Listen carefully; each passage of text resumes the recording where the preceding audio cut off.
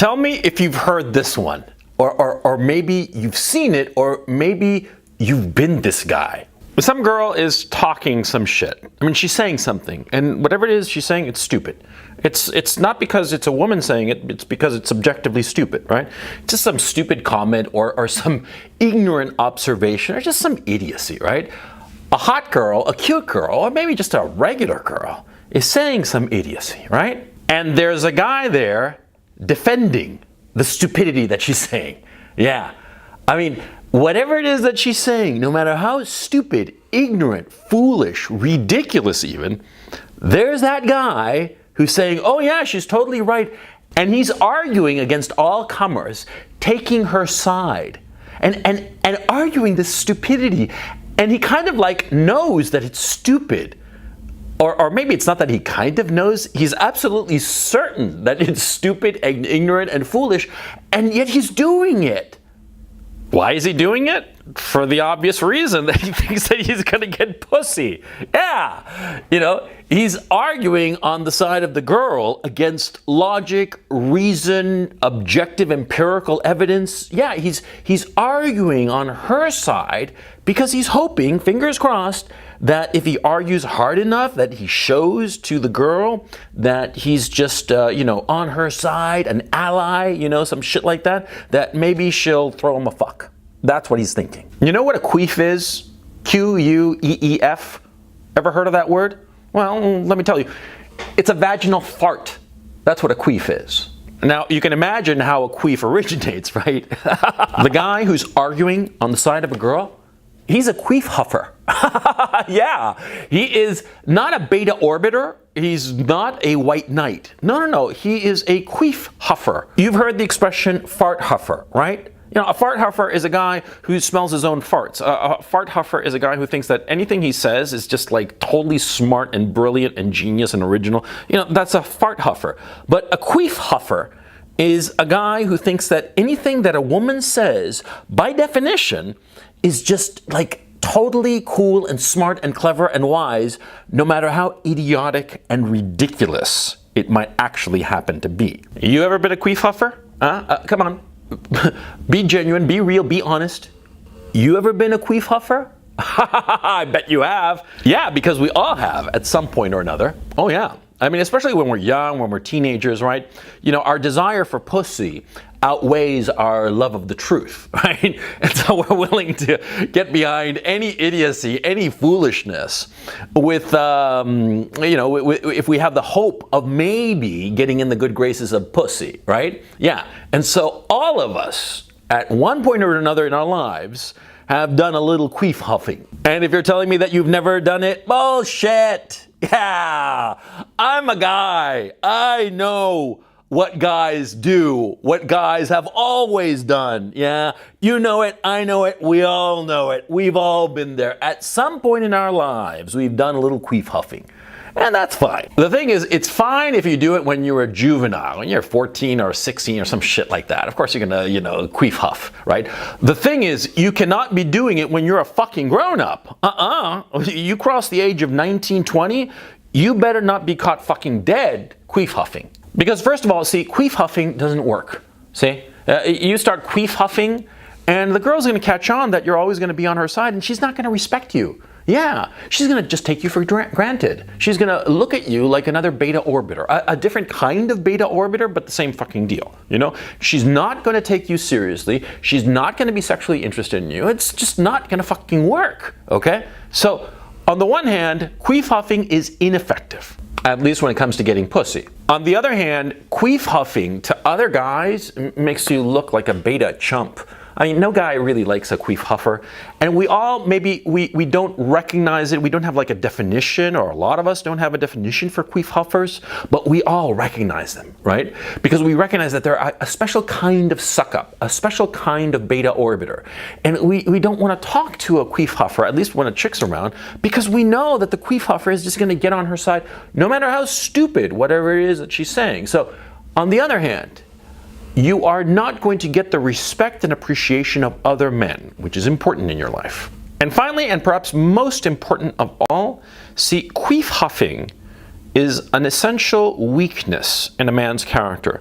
Because it's not just that he's going to, change his views in order to conform to some woman. It starts to become a habit. And this habit leads to the man changing his views to be in the good graces of whoever is dominant in a given social situation. And that is horrible. That is not something that you want, because you want to be your own man. Yeah. You want to think your own thoughts and be willing and able and have the balls to express them. If you do not have the ability to express your ideas because you're trying to, suck up to the dominant personality, then you're going to become a man who is worthless to himself. And all suck-ups, they eventually realize who they actually are, and they all wind up just, if not suicidal, then just deeply depressed, recognizing that they threw away their lives. Because the thing that men have, apart from every other being, is the ability to be truly independent, to be your own man, to stand up on your own feet and have your own ideas and your own opinions. Of course, influenced by others, of course, and influenced by new information and new ideas and all the rest of it, sure. But you want to be your own man. That's why you gotta guard against being a queef huffer.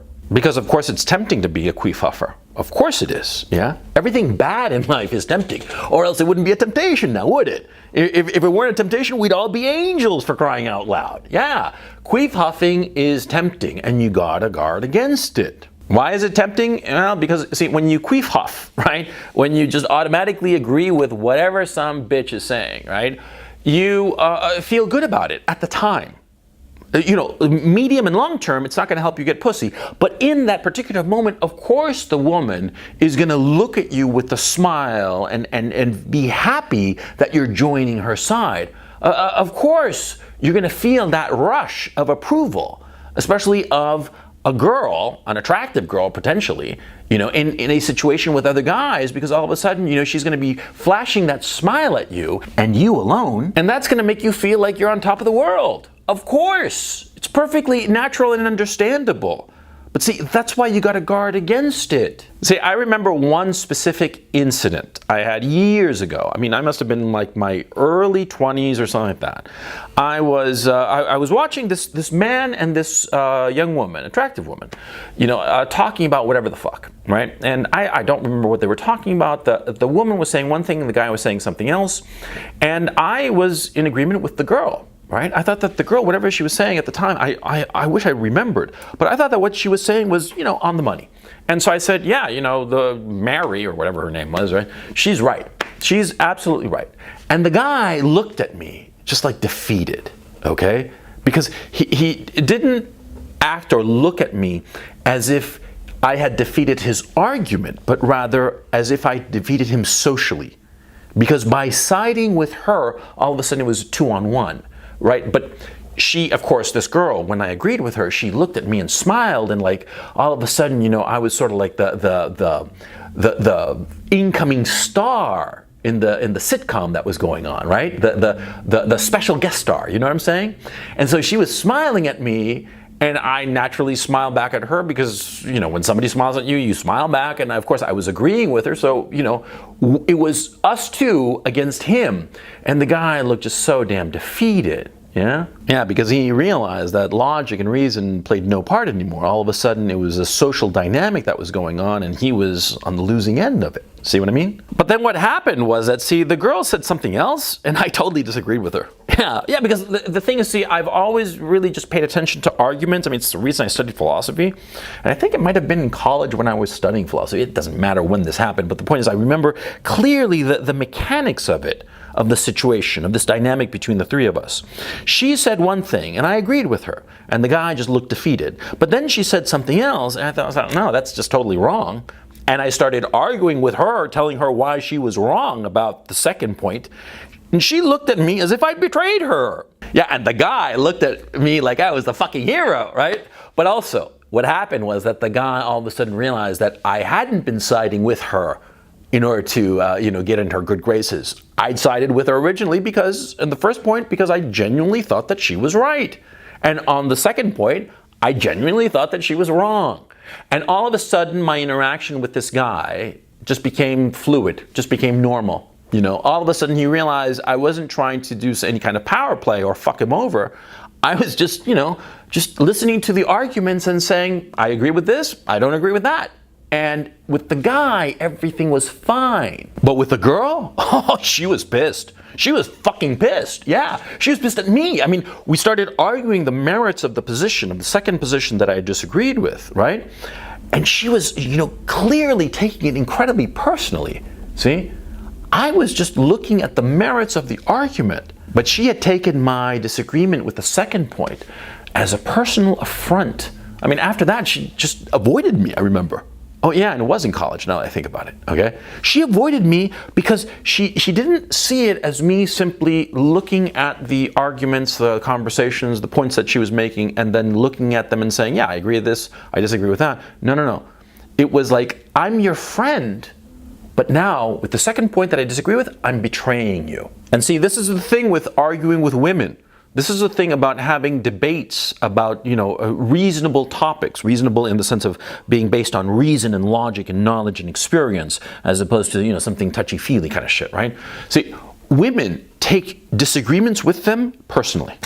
They think that when you disagree with them, you don't like them, see? And that's a fact. And they will treat a disagreement with them as not only a personal affront, they will treat you as an enemy. Yeah, you know, I mean, to a greater or lesser extent, they will put you on a shit list. If you disagree with them a little bit, you're low on the shit list. If you disagree with them vehemently about something of principle, they put you high on their shit list. But see, they don't care if you disagree because of reason and logic. Because for them, argumentation is not an issue of winning the argument on the basis of reason and logic and facts and empirical evidence. No. It's an issue of personal loyalty. So you got to be careful when you argue with women. See, bottom line? Yeah, you got to be very careful. And in a weird way, the Queef Huffers, they got sort of like the right idea, because they recognize at some fundamental level that arguing with a woman, disagreeing with her, serves no purpose. Yeah, it'll only hurt you. Yeah, so that's why they don't do it. You see what I'm saying? But you don't be afraid of arguing with a woman. Don't be afraid of disagreeing with her, because something else happens. And what happens is that, see, when you disagree with her and just don't take her very seriously insofar as her opinion is concerned, she's more attracted to you. Yeah, she might put you on a shit list, but she's gonna think that you're hot. Yeah, you know, because that's the way it is, okay? You disagree with a chick, you tell her, no, I disagree with you, I think you're wrong. Yeah, she's gonna put you on a shit list, but she'll wanna fuck you. And the thing is, see, the lower on the shit list that you are, you know, it'll just be a little tingles of her wanting to fuck you. But the higher up you are on her shit list, the more she's gonna want to fuck you. Because you see, always remember, the opposite of love is not hate. The opposite of love is indifference. Love and hate, well, they're kissing cousins. Love and hate are just inches away from one another. That's why you never want to be a Queef Huffer.